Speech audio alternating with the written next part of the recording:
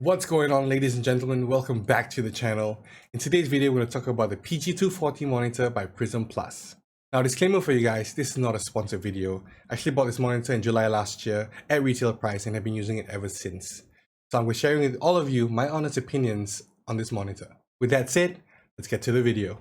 This monitor is going at a retail price of 339 Singapore dollars and does drop its prices during the seasonal sales periods. It is a 24-inch monitor which has a 23.8-inch display panel.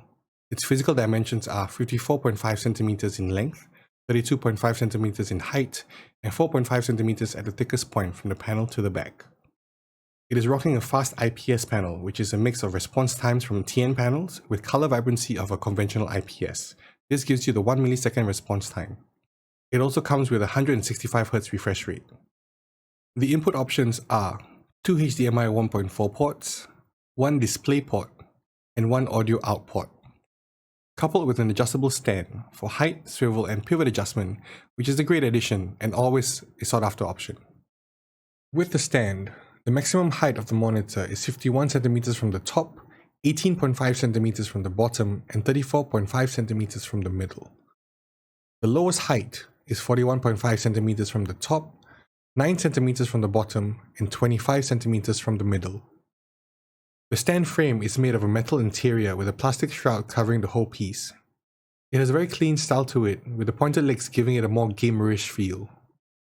The navigation panel on the back of the monitor has a button-style design, with 4 navigation buttons to control the menu on the monitor itself, with 1 power button.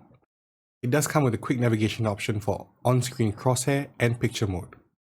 There is a blue backlight illumination on the monitor, which is very subtle and not bright enough to actually reflect off the wall.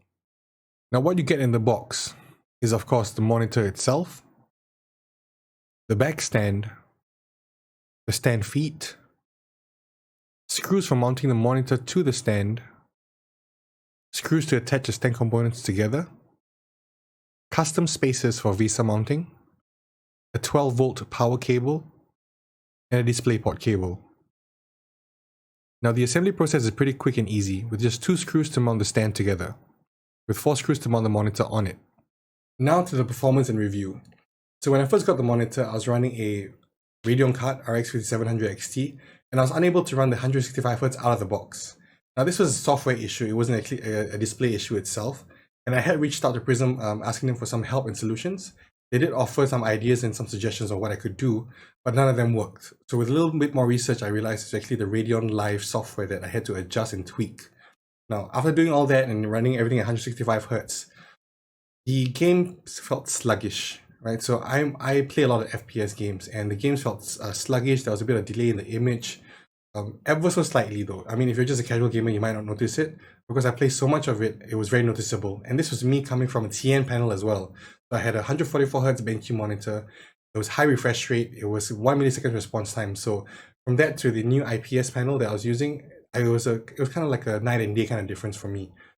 So when I was using it for NVIDIA cards though, I was building my friend's PC and I used the NVIDIA card on it. It ran out of the box just fine. 165Hz, the games felt really smooth.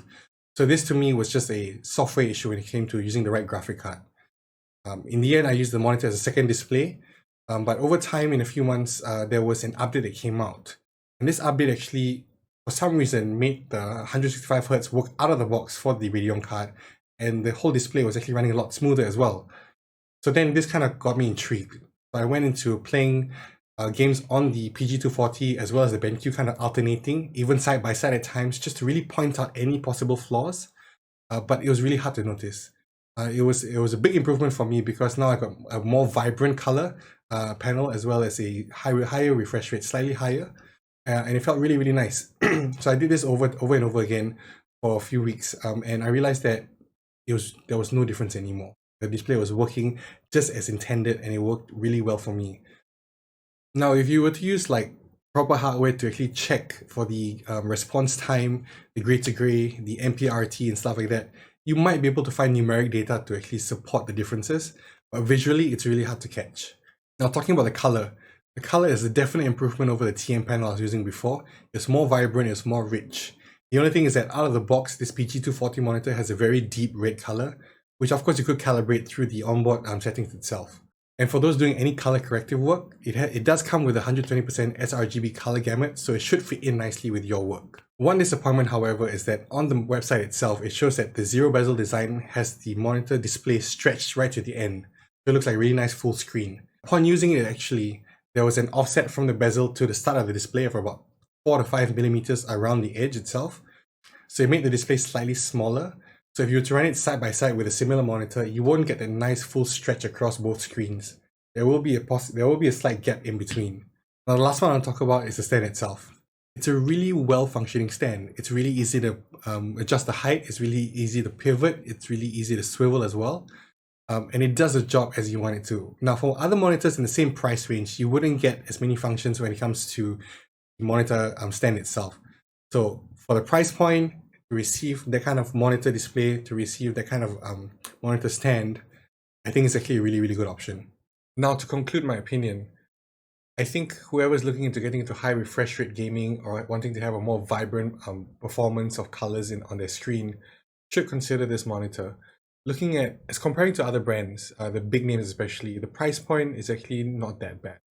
So if you're looking to get into all that and you don't want to spend too much, PG240 is where it's at. So with that said, I really hope you guys liked the video. I really hope I was able to help you in your decision making for this monitor itself.